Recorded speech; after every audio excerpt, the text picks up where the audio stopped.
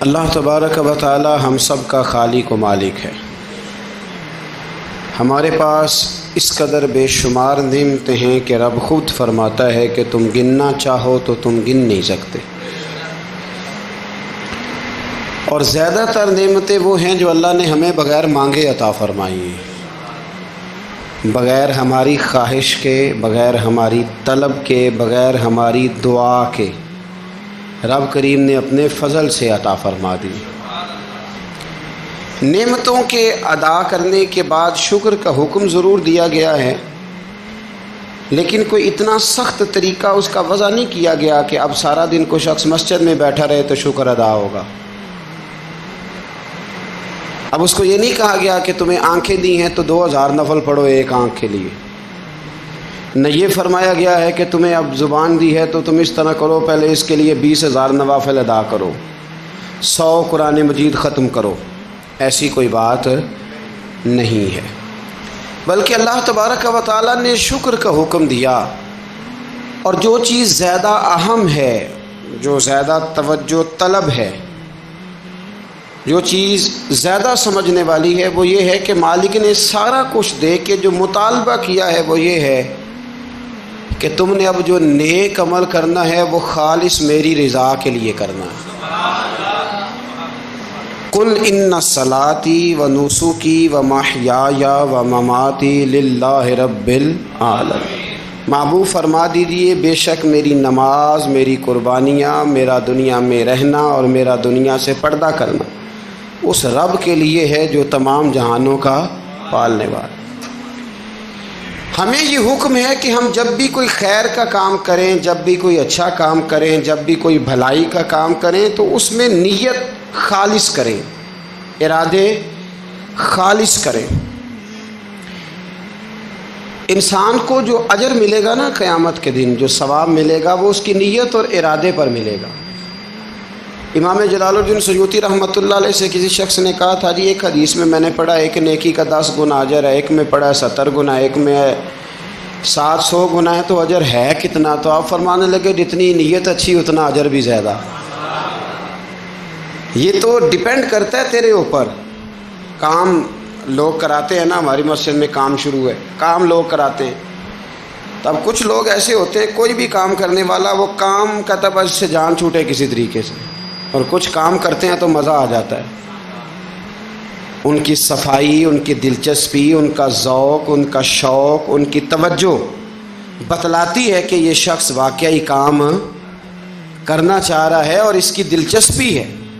نیکی جب آپ ذوق سے کرتے ہیں، شوق سے کرتے ہیں، دلچسپی کے ساتھ کریں۔ یہاں تو بہت سارے لوگ دین کا نام لے کے اپنا قد اونچا کرتے ہیں، صدقات و زکوٰۃ کا نام لے کے لوگ اپنے آپ کو سخی مشہور کرتے ہیں۔ یہاں تو لوگ نماز پڑھ کے معاشرے کے اندر اپنا وقار بڑھانا چاہتے ہیں، اللہ ماشاء اللہ کہ میں نمازی ہوں۔ یہاں تو لوگ کوئی خیر کا کام کر کے دیکھیں نا، اب کیا ہو رہا ہے حج عمرے کے موقع پر جو کام سب سے زیادہ ہوتا ہے وہ تصویریں کھینچنے کا ہے، سب سے زیادہ۔ اب میں چل پڑا ہوں، اب میں پہنچ گیا ہوں، اب میں جہاز میں بیٹھ گیا ہوں، اب نفل پڑھ لیے ہیں، احرام باندھ لیا ہے، طواف ہو گیا ہے۔ یوں لگتا ہے بندہ نہیں طواف کر رہا، موبائل طواف کر رہا ہے۔ یہ سب سے زیادہ لوگ ملنے آتے ہیں، پیار کرتے ہیں، دور دراز سے حضرات کئی دفعہ محبت کے ساتھ تشریف لے آتے ہیں، تو مجھے پتہ ہوتا ہے کہ اب جو کام سب سے ضروری ہے وہ تصویر کھینچنے کا ہے، وہ کرنا ہی ہے اور وہ کرنا ہی پڑے گا۔ اس کی مکمل تیاری ہوتی ہے، وہ پروگرام بنا کے آئے ہوتے ہیں۔ میرے بھائیوں یہ یاد رکھیں کہ کوئی بھی کام جب تک اس میں اللہ تعالیٰ کی رضا شامل نہیں ہوتی، دیکھیں نا اللہ دلوں کے حال جاننے والا ہے۔ اگر کوئی شخص کسی قسم کی بددیانتی کرتا ہے، خیانت کرتا ہے، ظلم کرتا ہے، وہ لوگوں سے چھپ کے بھی کرے تو رب کریم کی سزا سے بچ سکتا؟ وہ چھپ کے کرے کیا کر لے گا؟ نبی کریم صلی اللہ علیہ وسلم نے فرمایا رب جب کسی کو رسوا کرنا چاہتا ہے تو 7 پردوں کے پیچھے چھپے بھی کر دیتا ہے، اور جب اللہ کسی کو عزت دینا چاہتا ہے تو پھر کوئی اس سے چھین سکتا؟ یہ میرے مالک کا نظام ہے، اس میں آپ کسی قسم کی کوئی جو ہے وہ مداخلت کرنے کے مجاز نہیں ہے۔ اپنی ارادوں کو، اپنی نیتوں کو، اپنے شوق اور ذوق کو خالص رکھیں اللہ کی رضا کے لیے، اس میں شائبہ نہ ہو، شک نہ ہو کسی قسم کا، غیر کی آمیزش نہ ہو۔ نماز پڑھیں تو اللہ کی رضا کے لیے، صدقات و خیرات کریں تو اللہ کی رضا کے لیے۔ کسی کام میں آپ مداخلت کرتے ہیں، بھائیوں کی لڑائی ہو گئی ہے، دوستوں کا جھگڑا ہو گیا ہے، رشتہ داروں میں کسی جگہ کوئی ایسی ضرورت پڑ گئی ہے جہاں آپ کے مداخلت کرنے سے حالات بہتر ہو سکتے ہیں، تو مداخلت ضرور کریں، چودھری بننے کے لیے نہیں،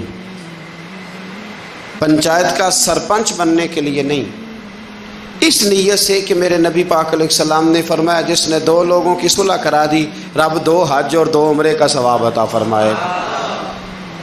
اس ارادے سے، اس نیت سے، اس ذوق سے، اس شوق سے، اس توجہ کے ساتھ آپ آگے بڑھیں گے کہ ہم نے اللہ کی رضا کے لیے کرنا ہے۔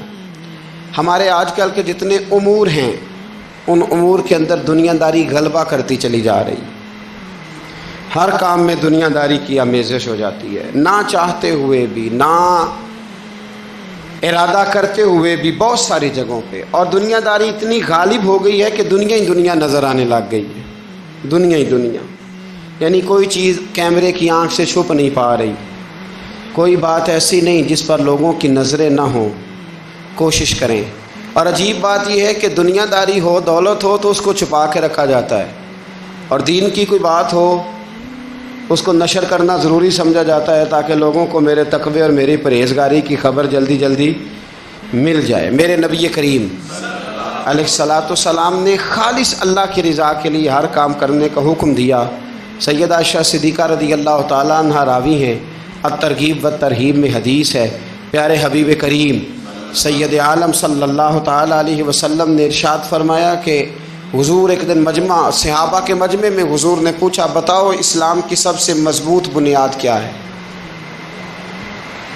ایک صحابی نے کہا یا رسول اللہ نماز پڑھنا۔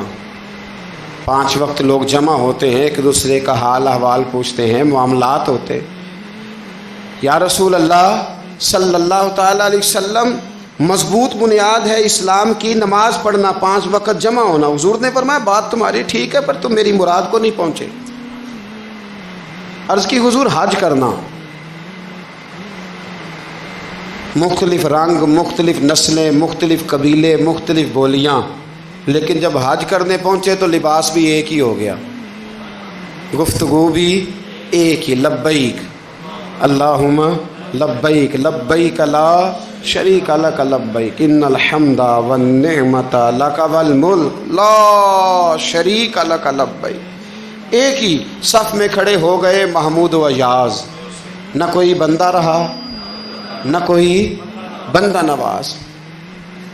نبی رحمت سید عالم صلی اللہ علیہ وسلم سے عرض کی حضور یہ حج جو ہے نا اس میں بڑی یکسانیت ہوتی ہے، ہر رنگ ہر نسل کا آدمی ایک تسبیح کے دانے کی طرح ایک جگہ پہ پرو دیا جاتا ہے، تو لگتا ہے یہ اسلام کی مضبوط بنیاد ہے۔ محبوب فرمانے لگے بات تمہاری ٹھیک ہے پر تم میری مراد کو نہیں پہنچے۔ عرض کی حضور پھر زکوٰۃ، صدقات، خیرات اسلام کی مضبوط بنیاد ہے۔ کیوں؟ وہ اس لیے کہ غریب امیر کو دیتا ہے، امیر غریب کو دیتا ہے، اور غریب امیر سے لیتا ہے تو ایک رشتہ بنتا ہے، ایک تعلق بنتا ہے۔ محسن کا اور احسان مند کا بڑا گہرا رشتہ ہوتا ہے، بڑا ایک دوسرے سے پیار کرتے ہیں، ایک دوسرے کو چاہتے ہیں، ایک دوسرے کے لیے اچھے جملے بولتے ہیں، ایک دوسرے کے لیے ہمیشہ ان کے جذبات ٹھنڈے میٹھے اور اچھے ہوتے ہیں، تو لگتا ہے یہ اسلام کی مضبوط بنیاد ہے۔ حضور فرمانے لگے بات تمہاری ٹھیک ہے پر تم میری مراد کو نہیں پہنچے۔ تو پھر صحابہ عرض کرنے لگے حضور ہماری رعایت فرما دیں، پھر ایک رحمت کی نظر کر دیں، آپ ہی بتا دیں اسلام کی مضبوط بنیاد کیا ہے۔ تو محبوب فرمانے لگے اسلام کی مضبوط بنیاد ہے اللہ کی رضا کے لیے کسی سے محبت کرنا۔ کس کی رضا کے لیے؟ خالص اللہ کی رضا، اور اللہ کی رضا کے لیے کسی سے بغض رکھنا، عداوت رکھنا، اللہ کی رضا کے لیے، محبت بھی اللہ کے لیے، عداوت بھی، ذاتی دشمنی کوئی نہیں، ذاتی اختلافات کوئی نہیں، ذاتی رنجشیں کوئی نہیں، ذاتی لڑائیاں کوئی نہیں، ذاتی جھگڑا کوئی، خالص اللہ کی۔ ہمارے ہاں لڑائیاں ذاتی لڑی جاتی ہیں، اس نے مجھے شادی پہ دعوت نہیں دی، اس نے مجھے پروٹوکول نہیں دیا، یہ کہاں پہنچ گیا، میں کہاں رہ گیا۔ ذاتی لڑائیاں لڑی جاتی ہیں، دینی نہیں، مذہبی نہیں، اخلاقی نہیں۔ دیکھیں آپ، چاہیے تو یہ تھا نا کہ شادی کے موقع پر یہ لڑائی نہ ہوتی کہ اس نے مجھے پوچھا کیوں نہیں، لڑائی یہ ہوتی کہ یار تو غیر شرعی کام کوئی نہ کرنا، اللہ رسول کی ناراضگی والا کام کوئی نہ کرنا، اگر تو نے کیا تو میں نے کوئی نہیں آنا، اگر تو یہ حرکت کرے گا تو پھر میرا تیرا معاملہ درست نہ رہ سکے گا۔ یہ لڑائی ہونا چاہیے تھی، نہ کہ یہ لڑائی ہوتی